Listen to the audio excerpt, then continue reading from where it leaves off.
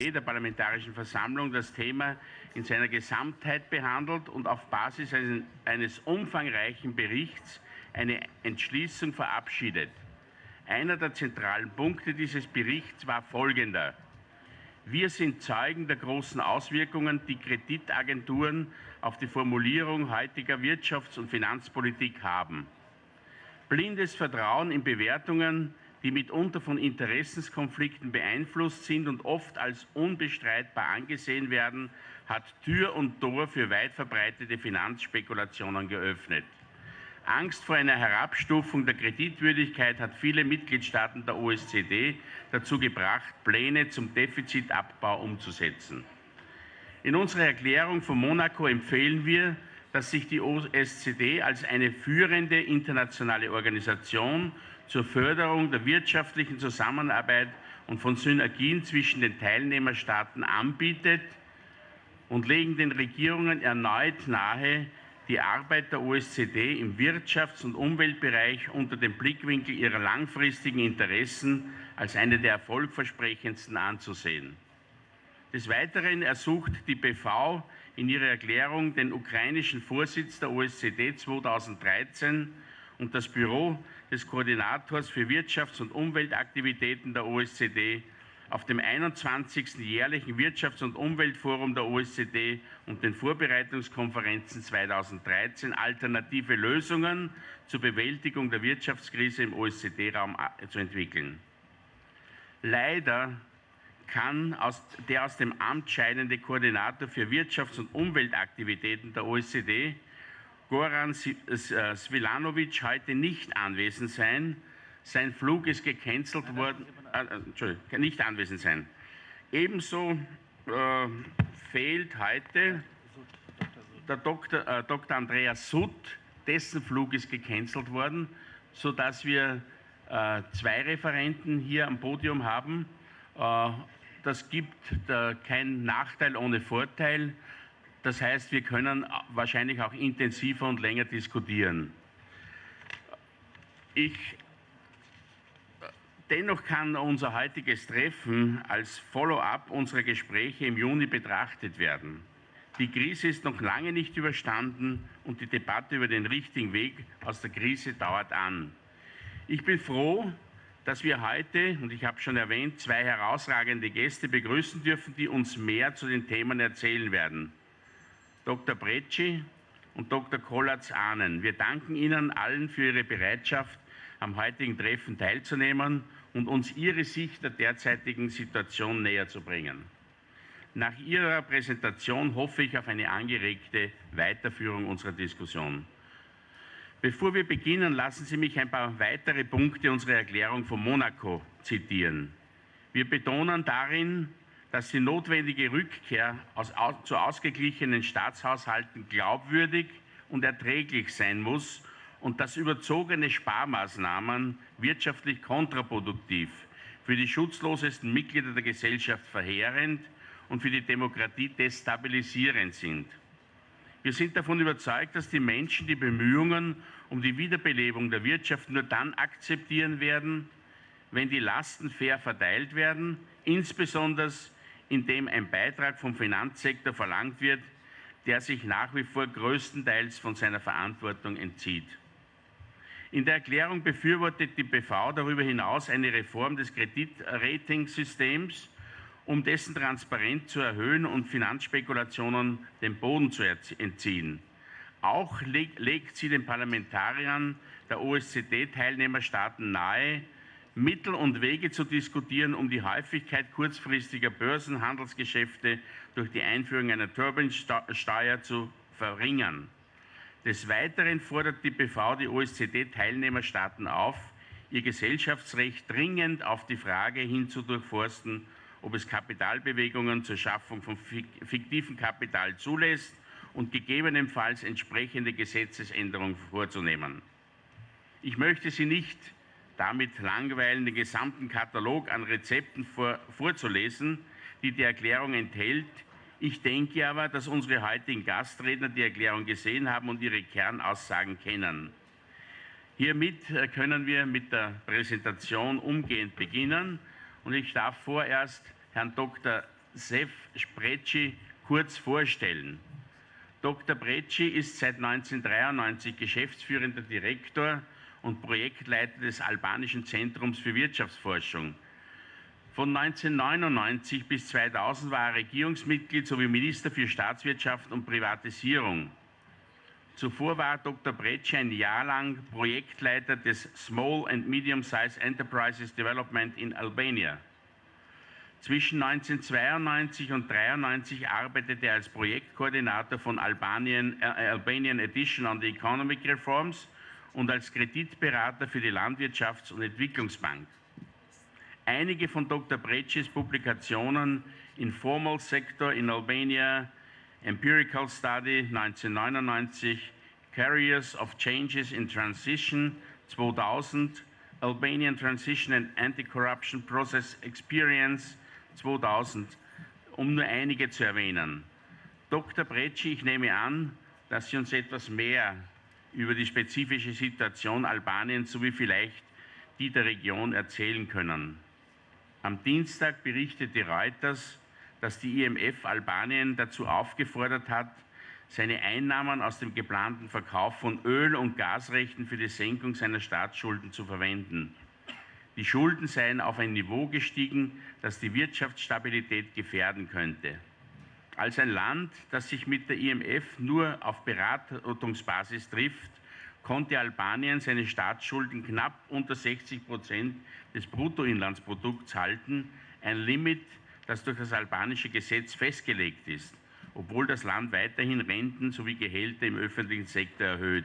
Albaniens hohe Staatsschulden bringen makroökonomische und fiskale Risiken mit sich.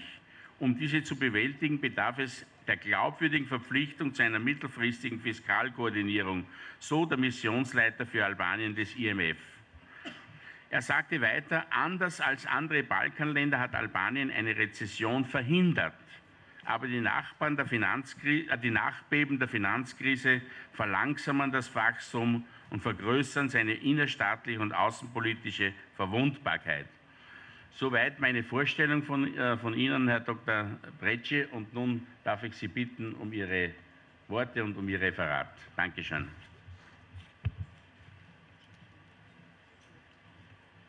Whatever you want.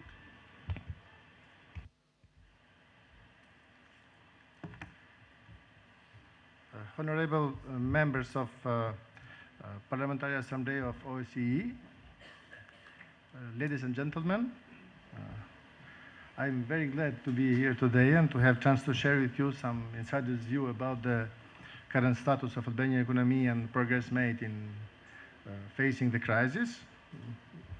I hope somebody from IT will help me in changing slides, and I will address my notes on Albanian. Në prezantimin tim do të ndalem në disa elementë që kanë të bëjnë me kapërcimin e krizës ekonomike në Shqipëri gjatë 4 viteve të fundit. Nisur nga ideja që si ishte ekonomia shqiptare në fillimet e krizës, pra deri në vitin 2008 shkurtimisht, çfarë ndodhi, çfarë politikash u ndoqën, çfarë ndodhi gjatë periudhës së krizës, çfarë reagimesh pati. Dhe në tjetër kohë disa mësima apo përvoja që mund të nxirren nga një ekonomi e një vendi të vogël që është ekonomia e Shqipërisë. Sa takon burimeve kryesore të rritjes ekonomike në ekonominë shqiptare, dihet janë të identifikuara qartësisht gjatë gjithë periudhës tranzicionit këto burime, këto 5 burime. Financimi nëpërmjet prurjeve monetare të emigracionit, remitancave. Gjatë gjithë periudhës tranzicionit, ky burim ka zënë diku midis 10 dhe 15% të GDP-së vjetore. Natyrisht, në periudhën e krizës, kjo peshë specifike e remitencave është ulur dhe është ndikuar nga kriza. Njëkohësisht, sidomos në periudhën e dekadën e parë të tranzicionit, një peshë jo të vogël kanë zënë dhe të ardhur nga aktivitete informale dhe aktivitete transnacionale. Një burim tjetër i rritjes ekonomike në ekonominë shqiptare janë investimet në sektorin e ndërtimit, sidomos në dekadën e parë të tranzicionit janë fokusuar kryesisht në ndërtime rezidenciale dhe biznesi, më shumë në 5 vitet që pasuan, ndërsa vitet e fundit, 5 vjetet e fundit, ky sektor, pesha këtij sektori, është rritur kryesisht sa takon investime në infrastrukturë, rrugë, porte e tjerë. Elementi i tretë i sigurimit rritjes ekonomike në ekonominë shqiptare ka qenë turizmi. Është një fakt i njohur që me gjithë efektin e krizës ekonomike botërore, ky komponent, ky burim ka ruajt një peshë të konsiderueshme, qoftë në punëzënien në brenda vendit, pra si sektor shërbimesh, qoftë edhe përsa takon strukturës së tij, kryesisht nga vendet shqiptare të rajonit, por edhe nga vendet që si Maqedonia e tjerë. Burimi i katërt të rritjes ekonomike në Shqipëri janë programet mbështetura me fonde nga Bashkimi Evropian dhe donatorë të tjerë. Shqipëria mbështetet nga një komunitet aktiv donatorësh në kombëtar dhe që kanë dhënë kontribut të rëndësishëm në periudhën e krizës për të zbutur efektet e kësaj krize, ashtu si në vendet tjera të rajonit, në ekonominë shqiptare. Burim tjetër i rritjes ekonomike janë burimet natyrore dhe bujqësia. Është një fakt i njohur që sa takon bujqësisë, mendon se ka marrë një peshë në dekadën e parë të tranzicionit, me kalimin e kohës pesha e këtij sektori është zvogëluar. Në të njëjtën kohë konsiderohet si një degë e cila edhe pse ka peshë, përsëri është akoma mjaft ekstensive dhe me probleme për potencialet që ka dhe shkallën e shfrytëzimit të tyre. Efektet që ka shfaq kriza ekonomike botërore në ekonominë shqiptare. Janë disa kanale të njohura të identifikuara përmes cilëve është transmetuar kjo krizë në ekonominë shqiptare, të tilla si tregtia, investimet të huaja direkte dhe rrjedhja e kapitalit. Ndonë se disa programe të rëndësishme në sektorin energjetik të viteve të fundit kanë tentuar ta korrigjojnë këtë ndikim. Është sektori bankar, pra kreditimi i ekonomisë kombëtare, që përmendëm është ulja e remitencave, efekti mbi turizmin dhe në mënyrë të përmbledhur efektet negative si lloji i krizës borxheve në ekonominë greke, për shkak të nivelit të lartë të angazhimit të bankave dhe deri diku edhe të kompanive greke në ekonominë shqiptare. Efektet e krizës. Deri në vitin 2008, në një plan makro të përgjithshëm në aspektin social-ekonomik, mund të thuhet që ekonomia shqiptare kishte shënuar disa arritje, të cilat ishin thelbësisht të dallueshme nga periudha më parshme. Kjo sa takon zvoglimit të varfërisë absolute, uljes së vdekshmërisë së nënave, po kështu dhe një progres i shënuar sa takon zvoglimit të babarazisë gjinore. Peshën themelore në aspektin ekonomik, ky më parë është aspekti social, vazhdon të mbaj investimet në infrastrukturë, kryesisht në ndërtimin e rrugëve, është e njohur rruga e Kombit që lidh portin e Durrësit me Kosovën, me një ndikim të konsiderueshëm në posaçërisht në zhvillimet afatmesme dhe afatgjatë. Përmirësimi i furnizimit me ujë të popullsisë për shkak të investimeve që u kryen, po kështu përmirësimit e shënuar në sektorin shëndetësor. Vend përmendet gjithashtu dhe investimin në teknologjinë e informacionit si një element që vlerësohet se ka sjellë kontribute të shëndësishme sa takon përmirësimit të qeverisjes, lidhur me reduktimin e korrupsionit, rritjen e transparencës dhe përmirësimin e disa aksesit të qytetarëve dhe bizneseve në disa shërbime publike qeveritare. Natyrisht, në fillimet e krizës, dhe kur them fillimet e krizës, kam parasysh fundin e vitit 2008, fillimin e vitit 2009, masi kriza në ekonominë shqiptare ka pas si karakteristikë për shkak të integrimit pamjaftueshëm kësaj ekonomie me ekonominë perëndimore të vendeve të rajonit, ka ardhur pak më vonesë. Sfidat kryesore të qeverisë shqiptare, të biznesit shqiptar, të shoqërisë shqiptare në tërësi, ishin ulja e normës papunësisë. Është një shqetësim në çështjet akademike, studimore, por edhe politike, që me gjithë përparimin e shënuar në rritjen ekonomike, me gjithë një normë rritje diku 6% për një periudhë për gati 10 vjetësh deri në vitin 2008, përsëri kemi patur rritje ekonomike të pashoqëruar me zgjerim të punëzënies. Sfida tjetër ishte rritja e përfshirjes në arsimin bazë dhe reduktimi i pabarazisë konsiderueshëm në zonave rurale dhe urbane, rajoneve dhe grupeve disavantazh. Sistemi arsimor shqiptar karakterizohet, flas për sistemin parauniversitar, kryesisht nga shkolla të përgjithshme, të mërtura si gjimnaze, në rreth 80% të tyre, dhe vetëm pjesa tjetër, 20% janë shkolla profesionale. Përmirësimi i qeverisjes në zhvillimin e kapaciteteve, reforma administrative dhe masat antikorrupsion. Element tjetër, sfidë tjetër e autoriteteve shqiptare, shoqërisë shqiptare në fillimet e krizës, ishte mbajtja një nivelit përshtatshëm të rritjes ekonomike dhe niveleve të qëndrueshme të investimeve qeveritare në zhvillimin human dhe social. Këtu vim tek ajo dilema e njohur e qeverive që të shkurtojnë shpenzimet apo të zgjerojnë ato. Qeveria shqiptare është e vërtetë që ka ndjekur skemin e dytë pa hezitim, ka zgjeruar shpenzimet publike, ndonse sfida e periudhës krizës dhe sotmja, pra në mënyrë konstante e viteve të fundit, metet mbajtja e borxhit publik në kufit nën 60% të prodhimit brendshëm dhe reduktimi i deficitit vjetor nën vlerën e 3%-shit brenda kufit përcaktuar nga ligji organik dhe marrëveshja e Traktatit Maastrichtit. Natyrisht, në të gjithë periudhën e tranzicionit, por me theks rritje apo peshe në rritje në periudhën e krizës, metet në faktor të tjerë që është shkalla e informalitetit, që ka tendencë periudha e krizës të ngrihet, është një ekonomi e bazuar në sektorin bujqësor, e tjera si këto. Çfarë efektesh apo kush janë disa efekte kryesore të krizës në periudhën 2009 drejt ditës së sotme? Elementi më sintetik, më i shëndësishëm, më i dallueshëm i ndikimit të krizës është ngadalësimi i ritmeve të rritjes ekonomike, mbi fjalë nga 2.1% në 2009 në 0.7 2011 sipas Fondit Monetar Ndërkombëtar. Nëse duhet pranuar që për një numër arsyesh metodike të metodave që përdoren në tjera si këto, shifrat janë gjithmonë diskutueshme dhe jo gjithnjë shprehin realitetin. Por gjithsesi vlen për të kuptuar trendin që kemi një ngadalësim të rritjes ekonomike që është evident. Për shembull, gjatë vitit që jemi, zyrtarisht 3 muajor i parë, po ndryshoi edhe 3 muajor i dytë, Shqipëria është përballë me një rënje të rritjes ekonomike, çka jep të kuptosh që ky vit pritet të jetë viti më i keq, por lajmi i mirë është, dhe unë besoj te kjo, që është ndoshta viti i kthesës, domethënë pika fundore, kriza ka prek fundin, do thotë që Shqipëria, ekonomia shqiptare fillon të merr një kthesë drejt rritjes, çka do kërkojë ndoshta edhe 4-5 vite të ardhshme për të mërë nivelin më të ulët 6% apo mesatare në periudhave përpara 2008-s. Natyrisht, vlerësimit të ndryshme, opinionet të ndryshme, qeveria vlerëson si shkaktar të ndalësimit të rritjes ekonomike goditet e jashtme.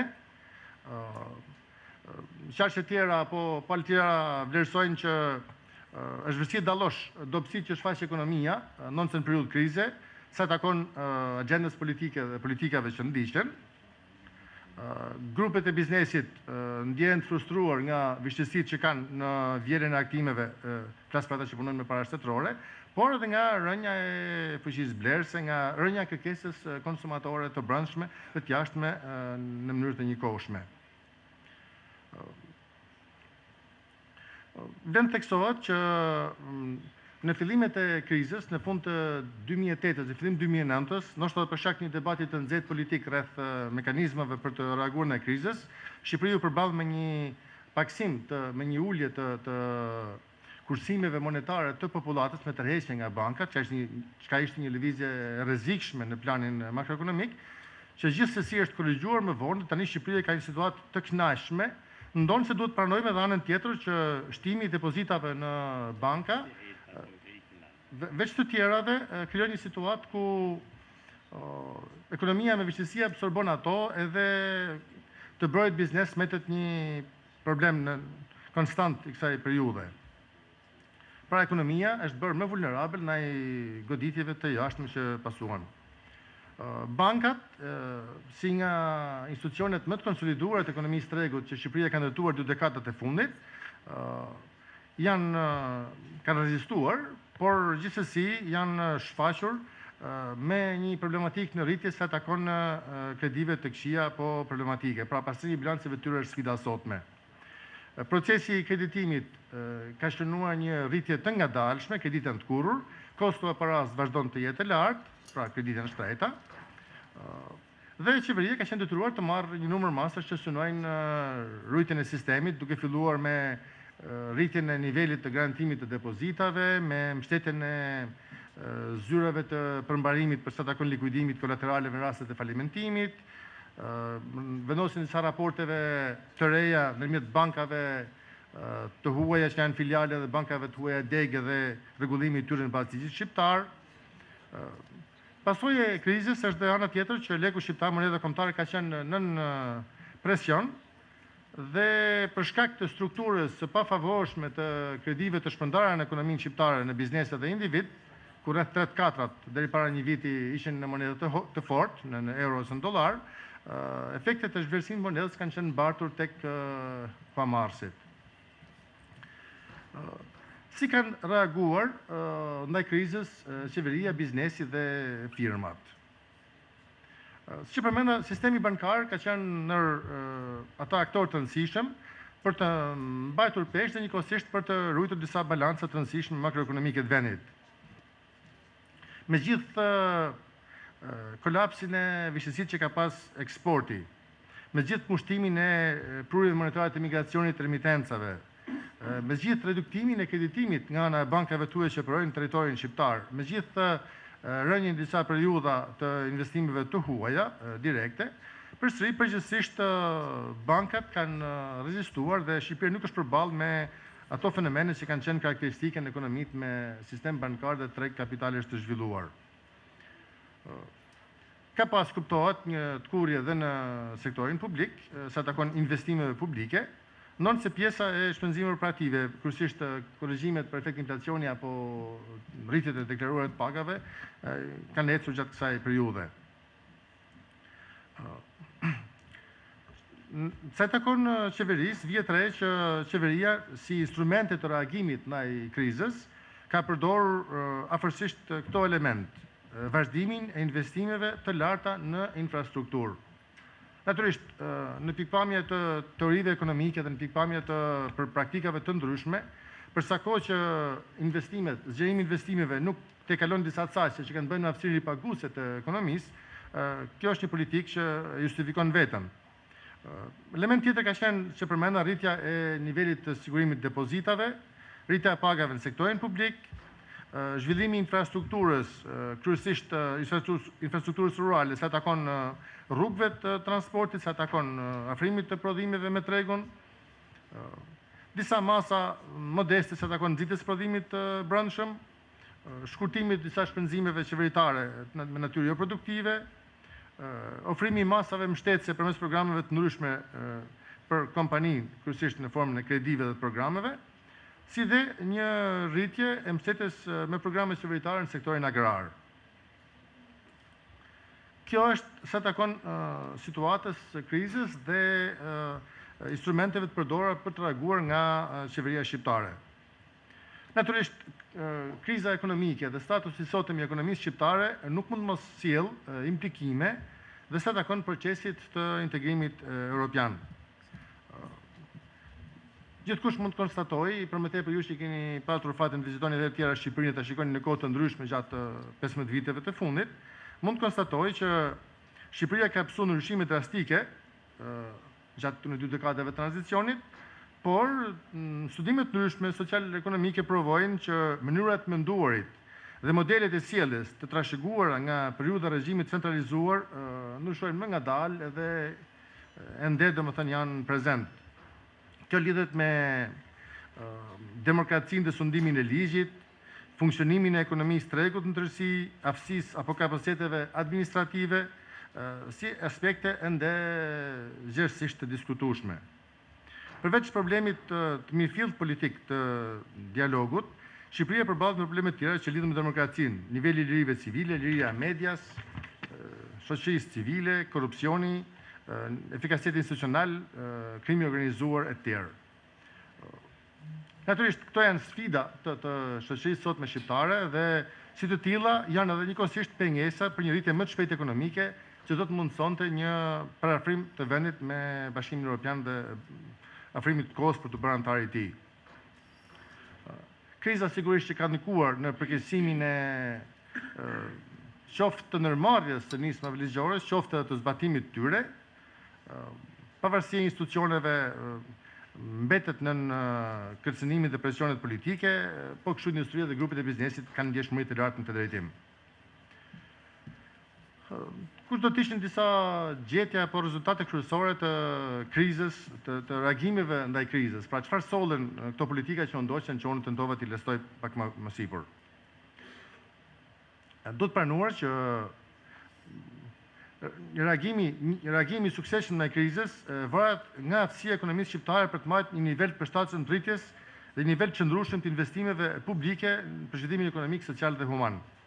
Ndërkohë, mjedisi i jashtëm, mbetet i paparashikueshëm dhe një nga përcaktuesit kryesor të drejtimit të zhvillimit të ardhshëm të ekonomisë shqiptare. Megjithatë, mund të përmbledh efektet e masave kryesore të ndërmarra nga shteti shqiptar në sa vijon. Situata e përgjithshme ekonomike në Shqipëri është relativisht e qëndrueshme. Norma e inflacionit është në nivele të pranueshme dhe brenda parashikimeve. Kursi i këmbimit monedhës vendase është i qëndrueshëm. Procesi i shkurtimit të fuqisë punëtore nga sipërmarrjet është reduktuar. Prodhimi i përgjithshëm, GDP-ja, ka përjetuar një rritje të lehtë dhe që përmenda lajmi i mirë është që për vitin që vjen pritet që të ketë një nivel rritje ekonomike më të mirë nga viti 2012, që do thotë që Shqipëria është po fillon periudhën e ringritjes ekonomike. Çfarë mësimesh mund të nxirren apo ku mund të rishikohen programet e rritjes ekonomike? Sipas vlerësimit tim, themelore mbetet nxitja e kërkesës brendshme dhe të jashtme, përmirësimi i produktivitetit të faktorëve ndërmjet përdorimit intensiv të kapitalit, vetëm rritja, por edhe utilizimi i përdorimi i kursimeve monetare të popullsisë në drejtim të zhvillimit të ekonomisë kombëtare dhe kuptohet kryefjala mbetet konsolidimi fiskal dhe rritja e efektivitetit të sektorit publik. Natyrisht zhvendosja nga investimet që kërkojnë fuqi të pakualifikuar drejt investimeve produktive kërkojnë një klim të investimesh që synon të inkurajojë prodhimin vendas të orientuar drejt eksporteve për të zëvendësuar importet. Mbeten përsëri kryefjalë investimet në infrastrukturë, investimet për rritjen e produktivitetit kanë nevojë të shoqërohen me fuqi punëtore të kualifikuar, që do thotë që investimet në kapitalin human që janë sot me numër universitetesh problematike të tjerë kanë nevojë të orientohen më shumë drejt fuqizimit të kapitalit njerëzor, kërkim zhvillim në përputhje me produktivitetin e saj. Reformat strukturore vazhdojnë të mbeten një kryefjalë e politikave shtetërore në periudhën që vjen. Si sfida kryesore të ekonomisë shqiptare në periudhën që jemi, pra kur kriza ka filluar të largohet, pra është moment kthese, mbetet zgjerimi dhe fuqizimi i mëtejshëm i sektorit privat, kapërcimi i nivelit të ulët të inovacionit në firmat vendase, kapërcimi i lidhjes dobët që kanë bizneset, institucionet arsimore dhe institucionet për arsimin që përgatit kapacitetet njerëzore, kapërcimi i situatës kur eksportet predominohen nga prodhime dhe shërbime që kërkojnë aftësi të ulta që nxjerrin kryesisht nga burimet natyrore. Kompanitë shqiptare kanë nevojë të gjejnë veten e tyre në tregjet rajonale europiane e tjerë.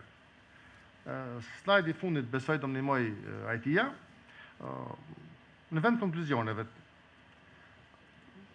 mendoj se Shqipëria në këtë periudhë krize ka ofruar reforma që orientohen nga tregu dhe që mbeten është e rëndësishme vazhdimi i tyre për të fokusuar në kryesisht politika fiskale më konservatore, sa takon borxhit publik, rrujtjes së përparësisë në sektorët e deklaruar të investimeve publike, përmirësimi i klimës biznesit, ndërmarrja politika pro eksportit e tjerë.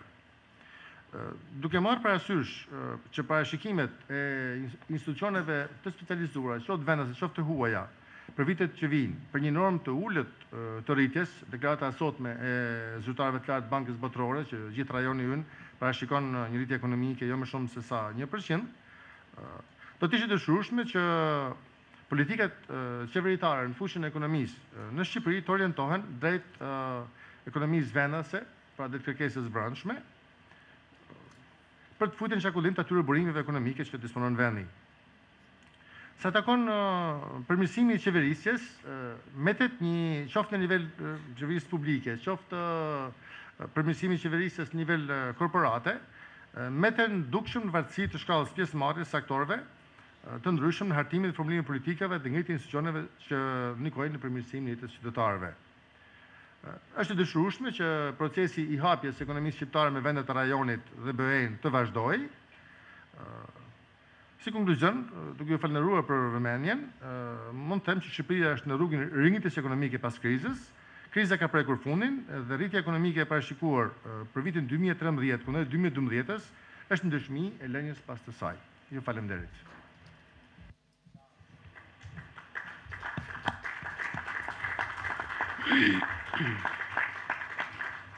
Danke ebenfalls, Dr. Brecci, für Ihre Informationen, für Ihre intensive Darstellung auch der albanischen Wirtschaft. Ich glaube, für alle sehr interessant, wenn man sieht, wie sich das Land entwickelt, welche Anstrengungen unternommen werden. Und wir freuen uns jetzt auf das Referat von Herrn Dr. Matthias Kollatz-Ahnen. Ich darf ihn auch kurz vorstellen. Herr Dr. Kollatz arbeitet seit Juni dieses Jahres als Senior Expert bei PricewaterhouseCoopers Deutschland.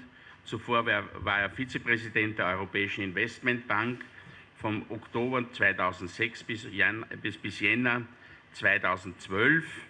Zwischen 1995 und 2006 hielt Dr. Kollatz diverse leitende Positionen bei deutschen öffentlichen Banken inne, unter anderem als Mitglied der Geschäftsführung der Landestreuhandstelle Hessen, Mitglied des Vorstandes der IBH und Direktor der Hessischen Landesbank. Von 1991 bis 1995 war er Leiter des Ministerbüros im Hessischen Ministerium für Landesentwicklung, Wohnen, Landwirtschaft, Forst und Naturschutz. 1988 promovierte Dr. Kollatz an der Technischen Universität Darmstadt zum Dr. Ing. Dr. Kollatz, wir freuen uns auf Ihren Vortrag und Sie haben jetzt das Wort. Danke. Dankeschön, Herr Präsident. Ich freue mich sehr, heute hier sein zu können. But I guess it's more easy for most of the participants if I switch now to English, even if German is my mother tongue.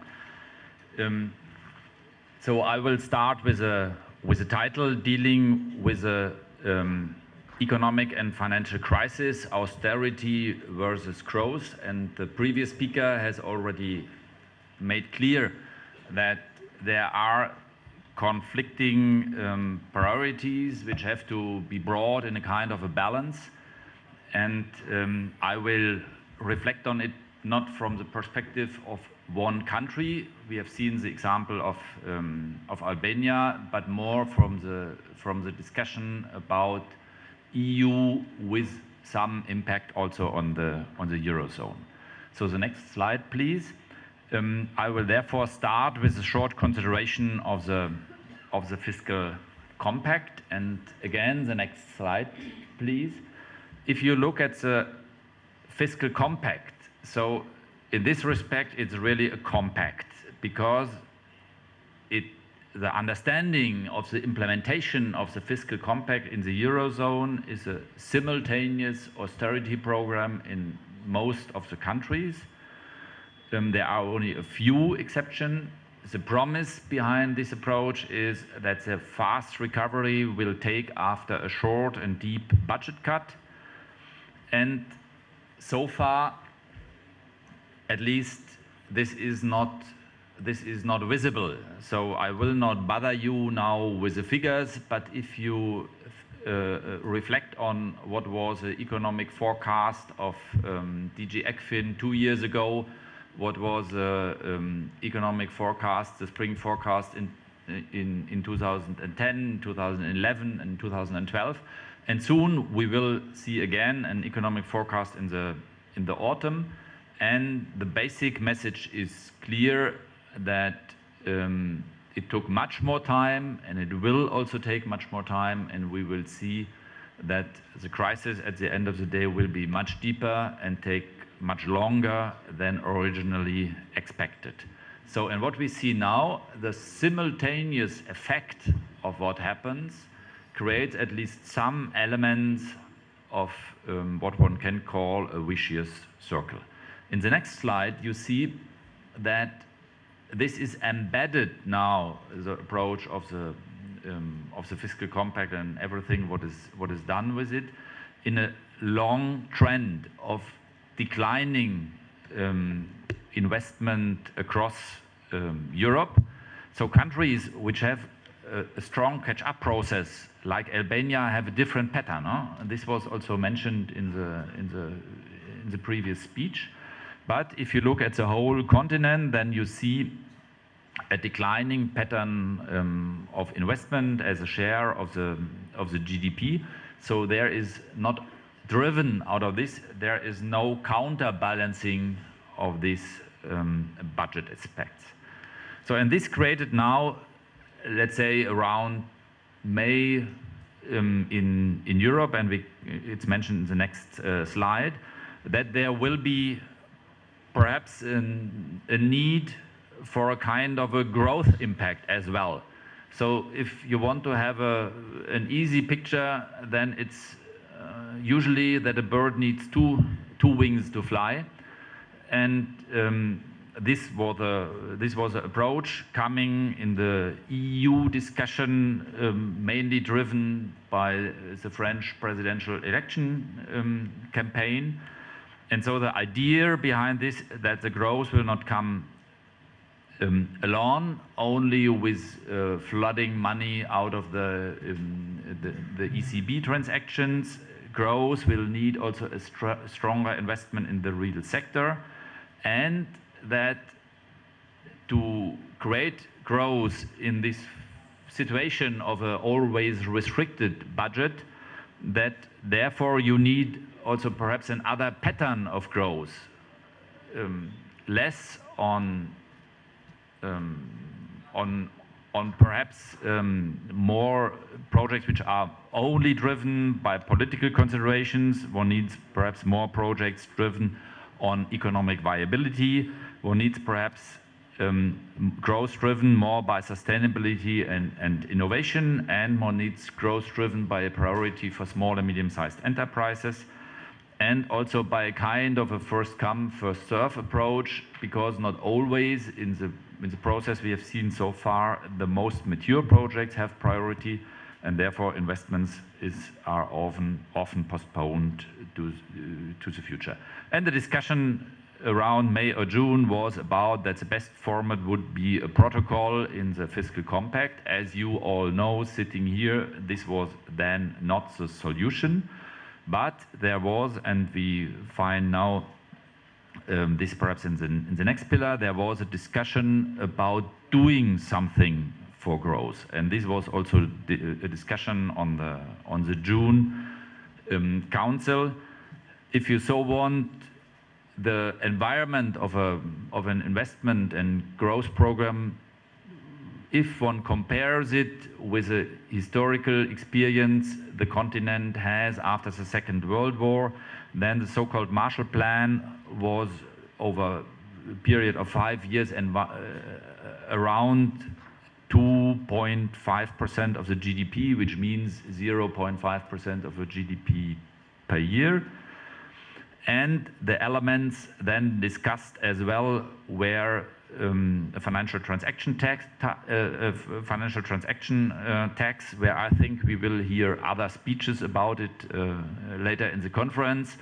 And the agreement was to bring this forward as an initiative, not of the whole EU, but to try to bring it forward as a cooperation of 8 or 9 members of the EU.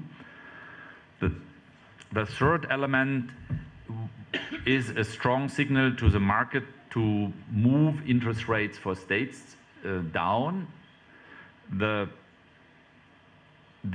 we have the most antagonistic discussions still at the level of the heads of state and the governments, because there is no disagreement so far. Several proposals have been made.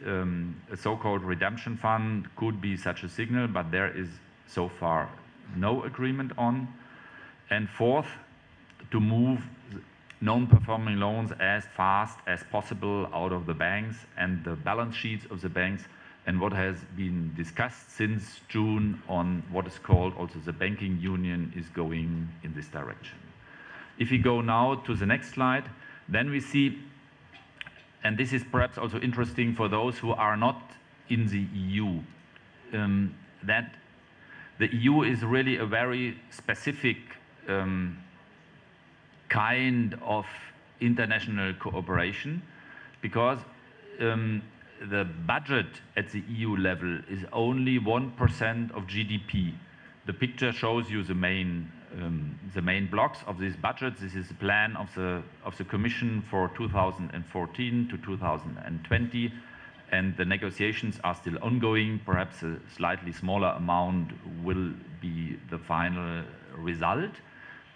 But one has to bear in mind that it's only 1% of GDP which is part of the EU budget, and therefore the intervention capacity is smaller by comparison to the United States or to other international or to other state union systems.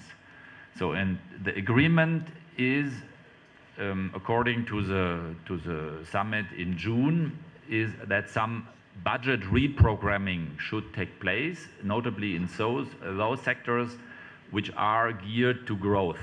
And if you look at the big blocks, you see that around 50% of the budget are related to growth. These are the structural funds. This is the money for employment and social matters, and the budget for research and innovation. And if you count it together, you see it, and that's why it is a little bit connected to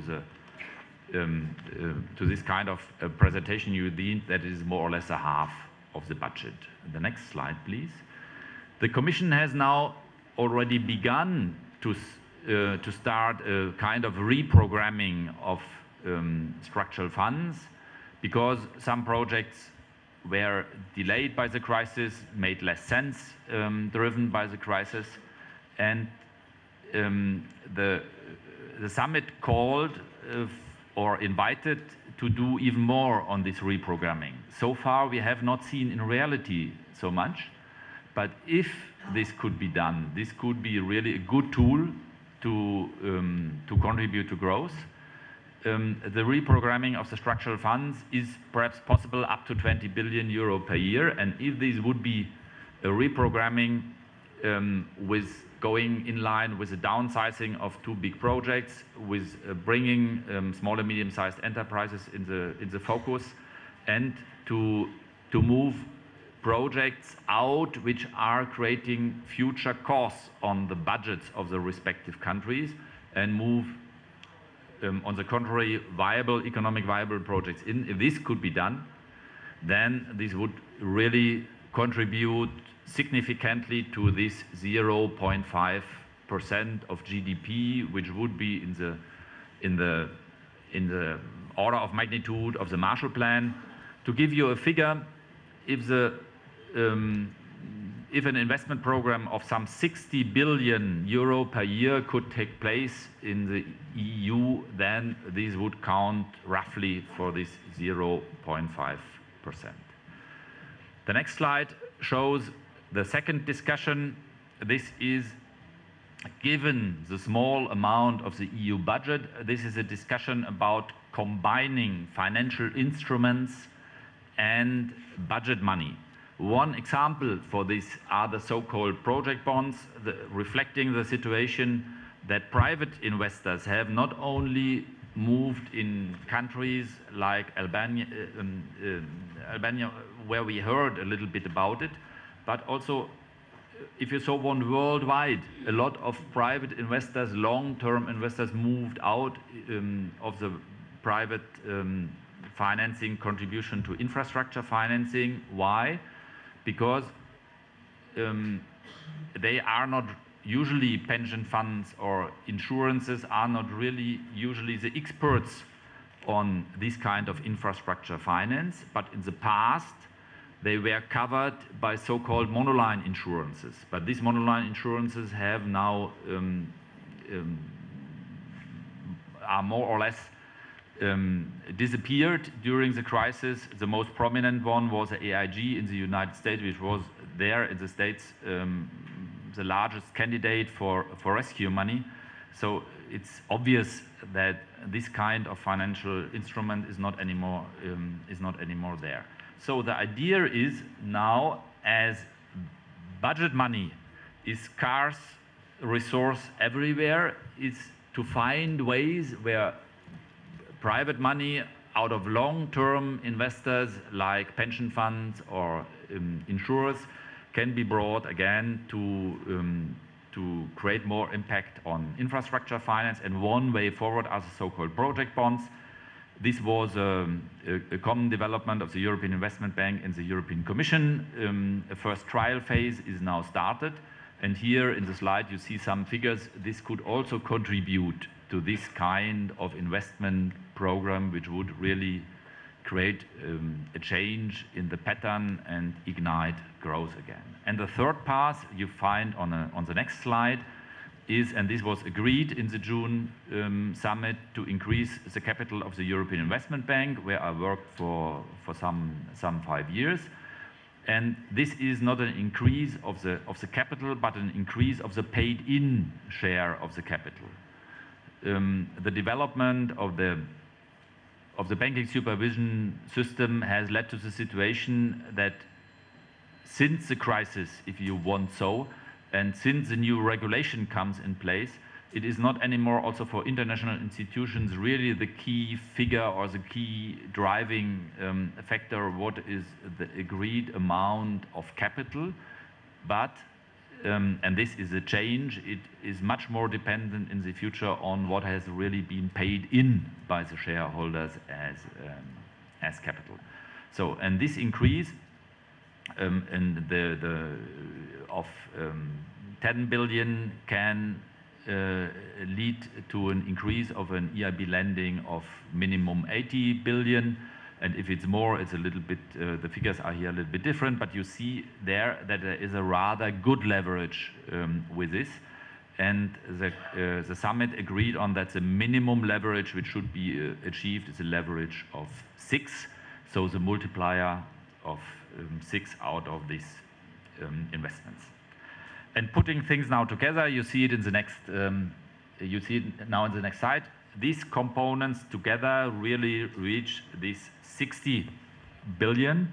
And if there is, given with the next budget, what you see here also outlined, then this could really become a kind of a growth program which is done in parallel to a long restructuring progress in some of the so-called periphery countries in the EU, because perhaps one of the misunderstandings, let's say it like this, at the beginning of the crisis was that the promise was, and the first program for Greece was made like this, that after 15 to 18 months, Greece should return to the capital markets.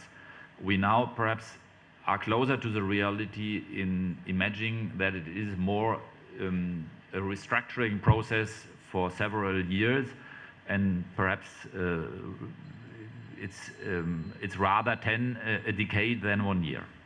So if we go now to the impacts of this proposed investment plan, this is the next slide, then the resources are similar to the Marshall Plan, though it's doable.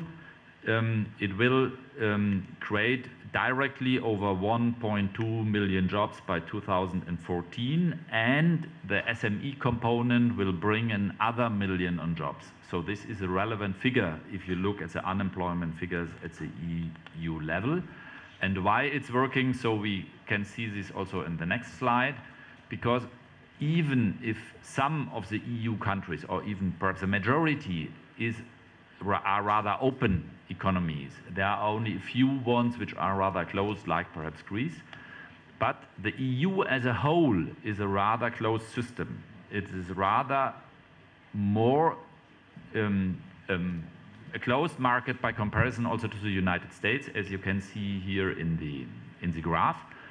And therefore, if this investment is pushed, then there is a likelihood that this investment will also help inside Europe, and therefore the calculations of the jobs are reflecting these outside-inside effects. If we come now to the next chapter, which I will make much shorter, then perhaps please go to the next picture. You see, and this was also stated by the chairman in his introduction, where I where I can save a lot of words. The crisis, said the chairman, is really not over, and this holds very much for the whole of the EU. The EU economy as a whole will shrink likely in 2012, and we see a lot of important countries in the EU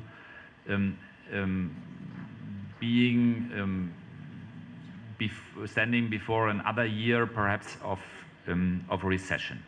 And if we look at the next slide, then, and I will make this short, we can see that the mainstream economy was not really successful in explaining that the crisis will come, that a crisis will come out of the financial systems. If you are of the opinion that there is a stability everywhere, it's difficult to explain it. And there is not so much on answers, so far at least, to help out of the crisis. We have seen a very stringent short-time orientation. We have seen that most of the models were dealing with rational expectations, and that also market discipline works. And if you remember also, okay, I'm a banker, if you remember that most of the bankers always said, if you have regulation, this is the wrong concept. You have to go to self-regulation, because otherwise no innovation will take place. After the discussion about the LIBOR making or not making in a proper way, I think this is over, and we see that there will be a new era of regulation, because this concept turned out to be kind of fundamentally wrong. If you go to the next slide, we see also the reality was different by comparison to the theory.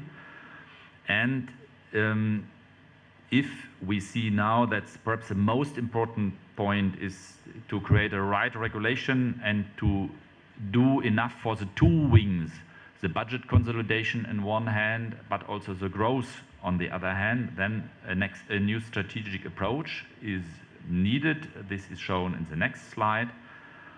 And this is also part, I think, very much of what the forum of the auditorium here discussed in the past, that it is also more of a democratic approach needed. And this is perhaps one of the things we have to do together beyond a change in the economic approach. The next slide gives a kind of a perspective for the financial sector, and I think the key words are the financial sector of the future will be smaller, but will be more robust. And a lot of discussions are ongoing. This week in the European Parliament, there is a trialogue about capital requirements, and the discussions about MiFID are ongoing this week in the European Parliament. So there is a lot of things ongoing, but it's quite clear the basic idea, if there is anyone, is that the financial sector of the future will be smaller and more robust.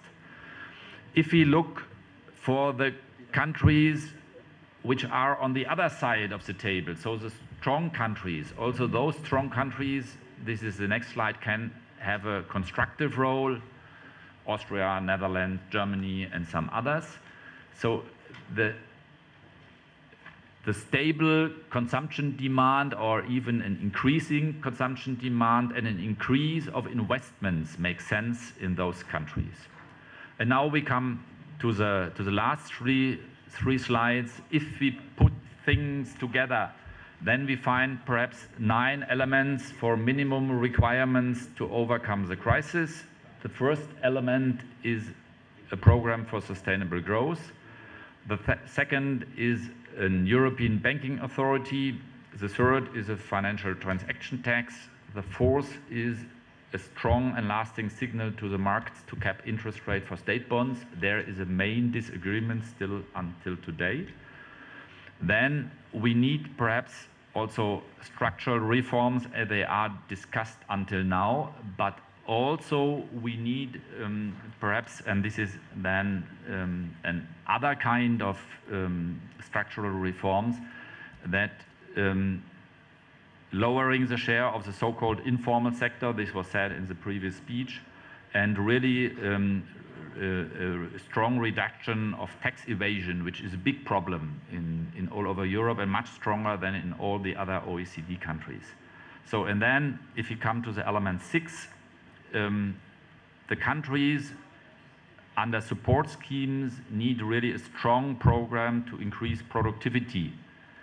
If you listen to the example of Albania, it was said in one remark really that the increase of productivity in the economy is a key issue. And on the other hand, the constructive approach for the strong countries is on increasing the investment. We need the democratization of the decision-making process. This is, I think, you know much better than I do from your discussions. And last but not least, to create a smaller and a more robust banking sector. Thank you very much for the attention.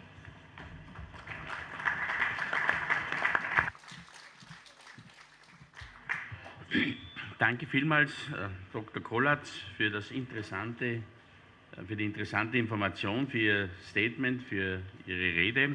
Und jetzt kommen wir zur Diskussion.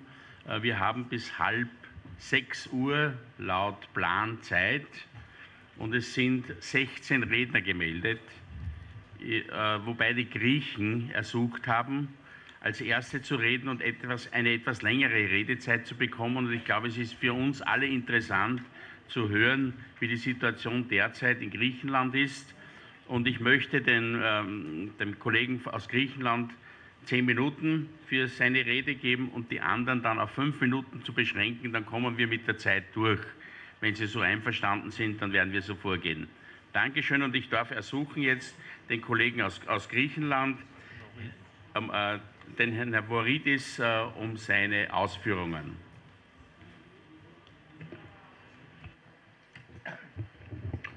Thank you, Chair, and thank you for giving me this time privilege. I'd like to start by thanking our Albanian colleagues for an excellent hospitality, but also expressing the pleasure we had by the successful talks that the foreign ministers of Greece and Albania had recently.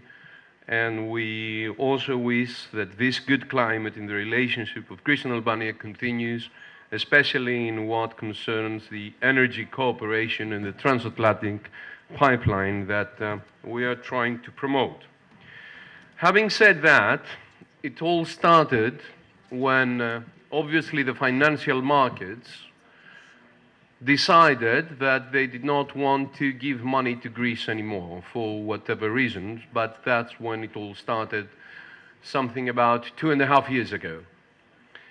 And then there had to be a response of how to finance the deficits of the state budget and also the loan obligation that already the Greek state had towards its lenders. So, as you all know, we had to go into a program. At the first, it was the ESM, the European Stability Mechanism, and now then it evolved to a more permanent mechanism, the EFSF. I have to clarify that in order to know my political stance, I am one that has voted for the first MOU. I have then participated in a transitional government that negotiated the second MOU. I was a minister at that time. And I had to change party because I voted the first MOU, because my party decided not to vote for the second MOU.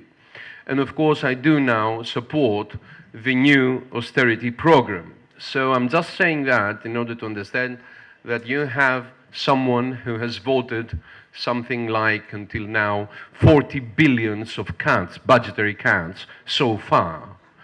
So, having said that, one must say that, yes, what I heard from the Vice President of EIB was quite accurate. When the first program was presented, we all had hoped that this would last something like 1.5 years, and then we'd be able to go back in the markets. Some cuts of 12 billion had to be implemented there, and that would be enough. But this proved not to be the case, and why was that? That was because all estimates about the recession were proved to be wrong, and the recession was much, much bigger than what we had originally figured. Now, one could argue for hours why that happened, but the fact is that this indeed has happened. So, after 2.5 years of austerity program, actually there are some quite important achievements that should be stressed, and that is that coming from deficit of 15%, now we are down to a deficit of 9%, and coming from primary deficit of 7%, now we are down to a primary deficit of 1.1%, and we do hope by 2013 to arrive at a primary surplus in the budget of 1.1, plus 1.1 of the GDP.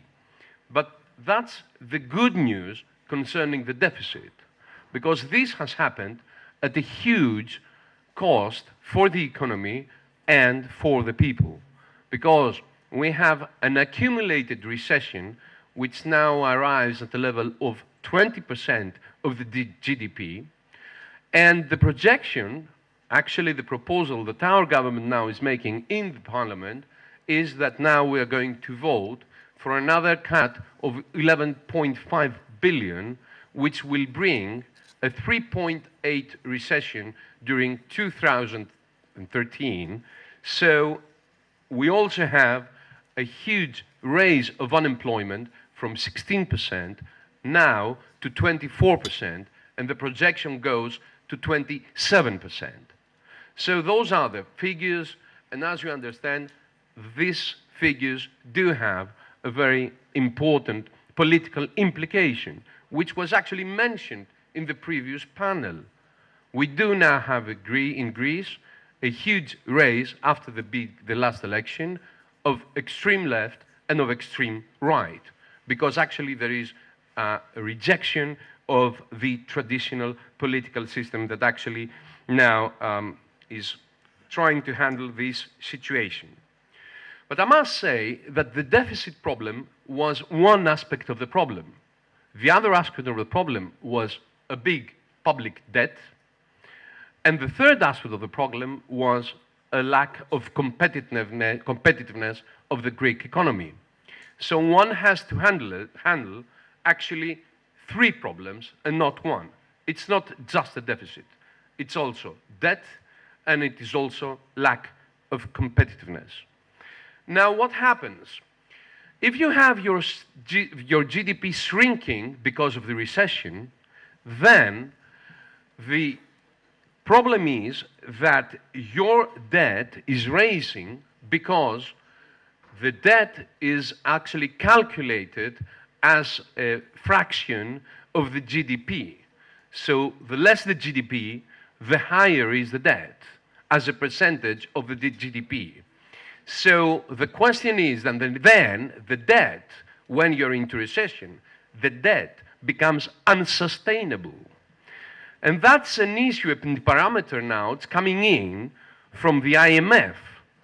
Why? Because the IMF has as its statutory condition that it will fund only debts that are sustainable.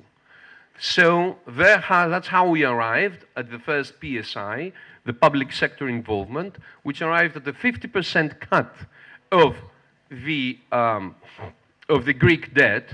But of course, one had there a third implication. And the implication is that a lot of this public debt was withheld by banks, Greek banks, and also by pensionary funds in Greece. So by cutting the 50% off, then you had again to borrow in order to recapitalize banks. So this is another type of vicious circle.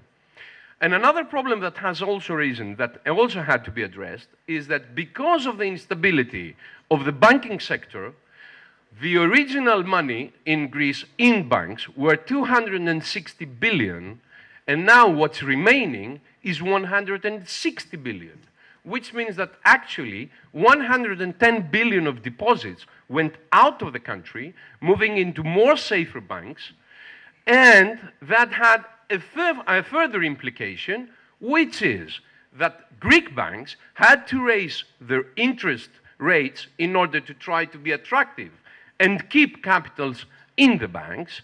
So by doing that, then also they had to raise more the lending interest rates, which created a further implication in the competitiveness of the economy, because now Greek businesses had to borrow from Greek banks at a very high interest rate. So even now, if, for example, you can find interest rates for the deposits in Greece 4 to 7%, and of course then Greek businesses had to borrow at an interest rate of 7 to 10%, which of course is something completely different from the interest rates that German or northern companies will find in their banks, that they're going to find 4 or 5% interest rates. This creates, of course, a huge loss of competitiveness, and even furthermore loss of competitiveness for the Greek businesses.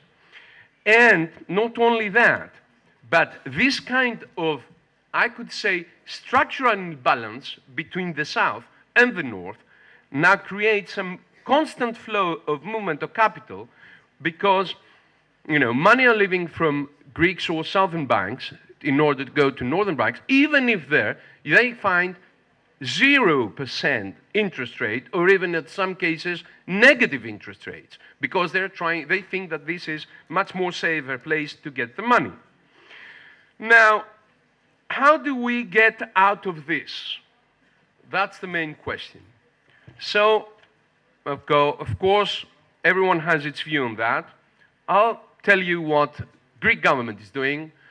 We stick into trying to face the deficit problem, because we cannot live with big deficits. So yes, we have to continue to take austerity measures, because that's the way to deal with the deficit problem.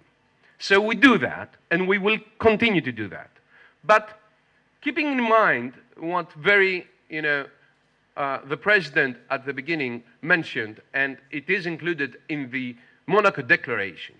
Yes, but this fiscal adjustment has to be credible and bearable.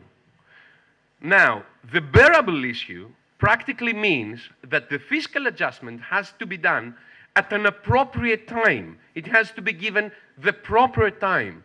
In order to achieve what? In order to make the structural reforms so that the private economy starts gaining again competitiveness and create there a growth of the GDP, which will make the adjustment more bearable. So that's the basic idea. Now, Mr. Faridis, ich möchte Sie ungern unterbrechen, aber die 10 Minuten sind schon etwas länger Ich darf Sie ersuchen, dass Sie vielleicht zum Schluss kommen. I can stop. If you want me to stop first, then I will stop. Whatever you want. Okay? Whatever you say. Oder Sie machen ein paar kurze Schlussbemerkungen, glaube ich. Das ist interessant für alle. Und dann bitte. Okay. In my view, very quickly, there is one thing that must be done by the Greek government, and that is to face the deficit. But there are other things that must be done by international players like the IMF and EU and the ECB in order to deal mainly with the debt.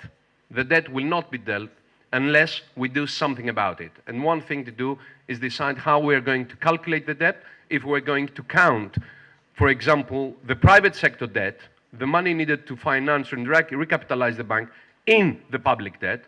I think we've made a very brave decision, mostly with the initiative of Italy, and we do not count it like that, but this has to apply also in all cases. And second thing is, of course, mentioned that an idea is the project bonds, because that's a kind to make a stronger public expenditure and investment program. Now, a third thing is we need to give more time for the private economy to work in order to gain its competitiveness.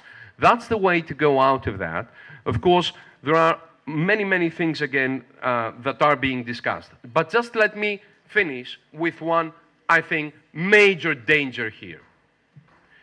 And I'm talking about the danger of the reversibility of the euro. Now, in the euro, we have all invested too much. If, for political reasons, this kind of adjustment becomes unbearable for the people, then the people will opt out of the euro. If one country opts out of the euro, then the danger of the reversibility of the euro appears. So, what I have to say is that Greece will do all it has to do. It will keep all its international obligation. It will try much more and even more than it has already done. But it's important to see some major, brave, decisive steps taken by EU and by the ECB. Thank you very much.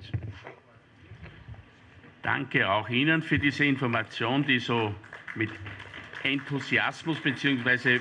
mit Herz vorgetragen wurde. Glaube ich, für alle Teilnehmer interessant, auch von dieser Seite zu hören, wie die Situation in Griechenland ist. Danke vielmals. Der nächste Redner ist Herr Gislason von Island und in Vorbereitung Miss Karhu aus Finnland. Bitte, Herr Gislason, Sie haben das Wort.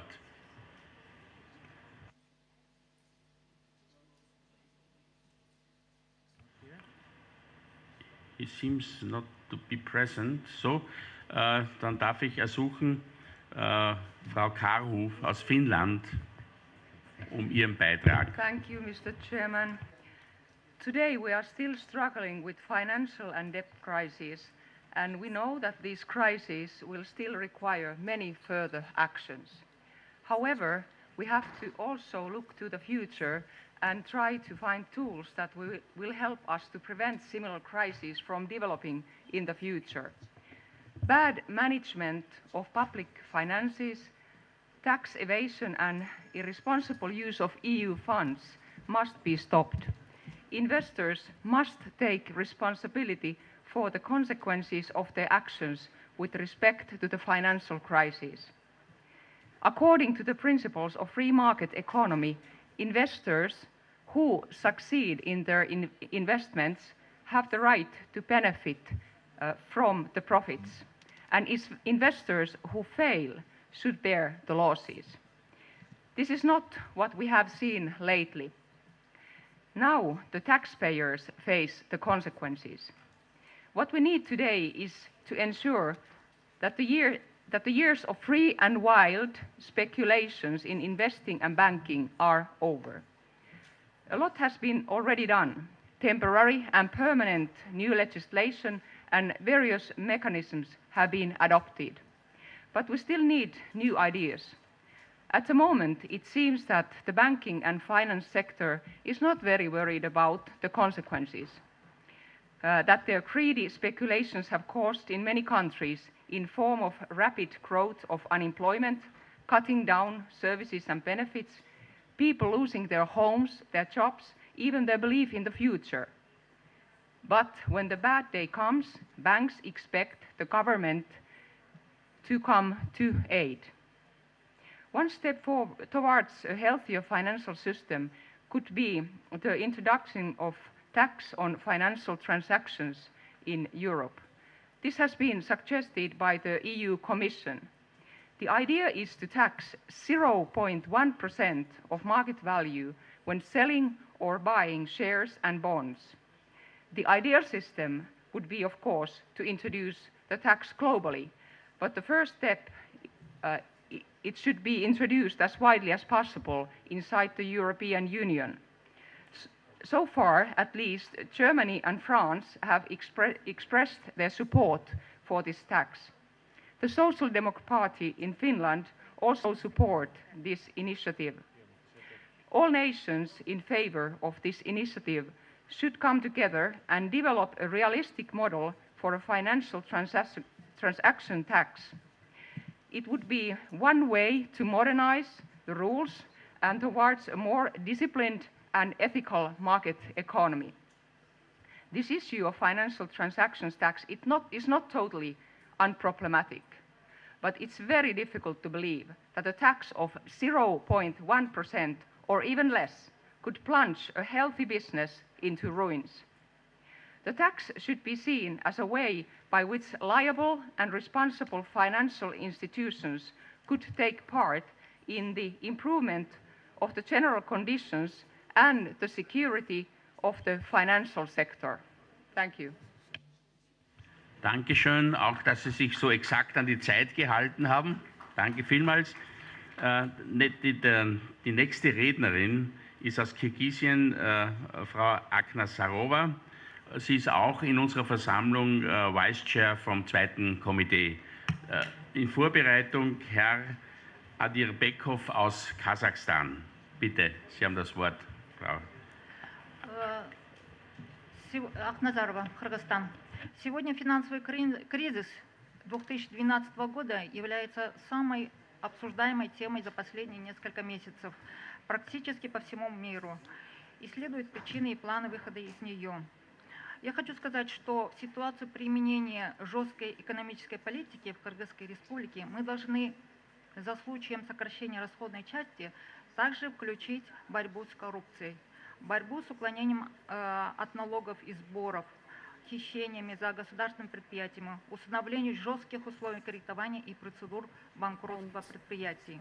Also improving bankruptcy На proceedings. сегодняшний день At the в moment, нашей стране in our очень country, сильная борьба идет there is a борьба tremendous с amount коррупцией. being done to combat Как